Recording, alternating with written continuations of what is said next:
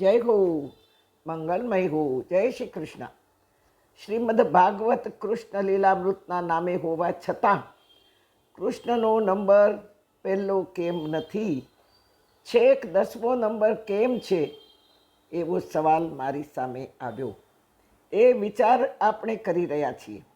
ગઈકાલે તુલસીના મુરઝાયેલા પાનનું ખીલવું, ખુલવું અને ખેલવું જોયું. જીવનમાં આ ત્રણેય સમાઈ જાય તો માનવું કે કૃષ્ણ આપણામાં સમાઈ ગયો. પહેલું તો દુઃખમાં પણ ખીલવું, બીજું સુખમાં સદવિચારોથી ખુલવું, કર્મયોગથી ખુલવું, અને ત્રીજું દરેક પરિસ્થિતિમાં ખેલવું. માની લેજો, જો આ ત્રણેય વાત આપણામાં આવી ગઈ તો સ્વયં કૃષ્ણ આપણામાં આ ત્રણેય પાત્રો ભજવી રહ્યો છે. પ્રભુ રામ તો રાજા છે, શું એ ખેલી શકે? શું શિવજી ત્રીજું નેત્ર ખોલી શકે? અને ખોલે તો શું દશા થાય?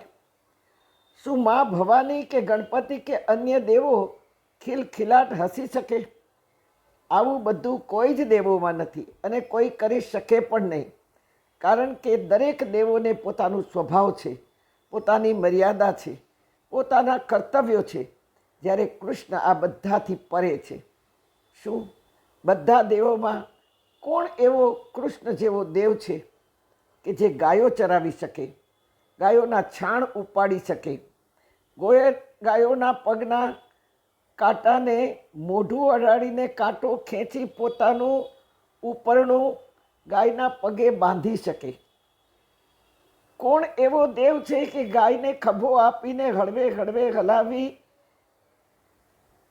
ગૌશાળામાં સુડાવી, એને ખડ ખવડાવીને આખી રાત એ ગંગી ગાયના પડખામાં સૂઈ શકે? કોણ એવો દેવ છે કે જે વન વગડે ભટકી ભટકીને ગરીબડા ગ્વાલ બાલને મિત્રો બનાવીને રમાડી શકે? કોણ એવો દેવ છે કે મિત્રની એઠી છાશ પણ પી શકે? કોણ એવો દેવ છે કે ગરીબ દેખાતા આ ગ્વાલ બાલને ગળે લગાડી શકે?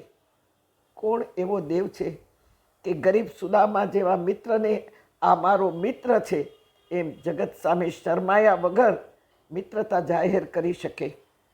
કહો, કોણ એવો દેવ છે કે અનેક અપરાધો કરનાર સગા મામાને મારી શકે જગતની સામે? કહો, કોણ એવો દેવ છે કે જે સત્યની પડખે ઊભો રહે? દુર્યોધનના મેવા ત્યાગી અને વિદુરને ઘરે ભાજી ખાનાર કોણ એવો દેવ છે કે દર ભટકતા પાંડવોના પક્ષમાં રહી અસત્ય સામે પડકાર કરી શકે? કોણ એવો દેવ છે? કહો ને. 64 વિદ્યા, 14 વિદ્યા ને 64 કલા શીખનાર, યુદ્ધ કુશળ, યુદ્ધ નિપુણ, તમામ અસ્ત્ર શસ્ત્ર અને શાસ્ત્રને જાણતો હોવા છતાં તેનો ઉપયોગ કર્યા વિના મહાભારતનું યુદ્ધ અર્જુનને નિમિત્ત બનાવીને વિજયી બનાવી શકે? કોણ એવો દેવ છે કે કૃષ્ણ જેવું પૂર્ણ વ્યક્તિત્વ, પ્રભુત્વ કોનામાં છે? કયા દેવમાં છે? કોઈમાં નથી. જેણે કોઈ જ પુરુષને નહીં પણ ધર્મ પ્રચારમાં ગોપીઓને આગળ કરી.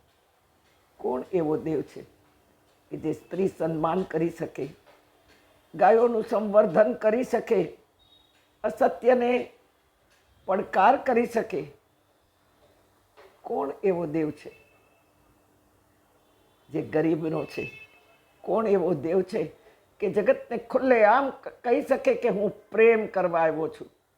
પરિત્રાણાય સાધુરામ, સરળ અંતઃકરણ વાળાને હું પ્રેમ કરું છું. કોણ એવો દેવ છે? કહો.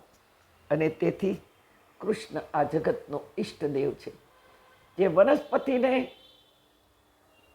ખીલાવી શકે છે, જે પશુ પક્ષી તમામ જીવોને ખવડાવી શકે છે, અને જે માનવોનો મિત્ર બની શકે છે. કૃષ્ણને કદી આપણે તમે નહીં કહીએ, કારણ કે કૃષ્ણ બધાનો મિત્ર છે અને એ કૃષ્ણ આનંદ રૂપે બધામાં સમાયેલો છે.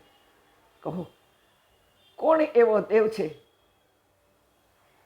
કે જેના ગરબા ગવાય છે, માતાજીના ગવાય છે, પણ કૃષ્ણના ઉજવણામાં જે આનંદ થાય છે એવો કોઈ દેવમાં થતો નથી.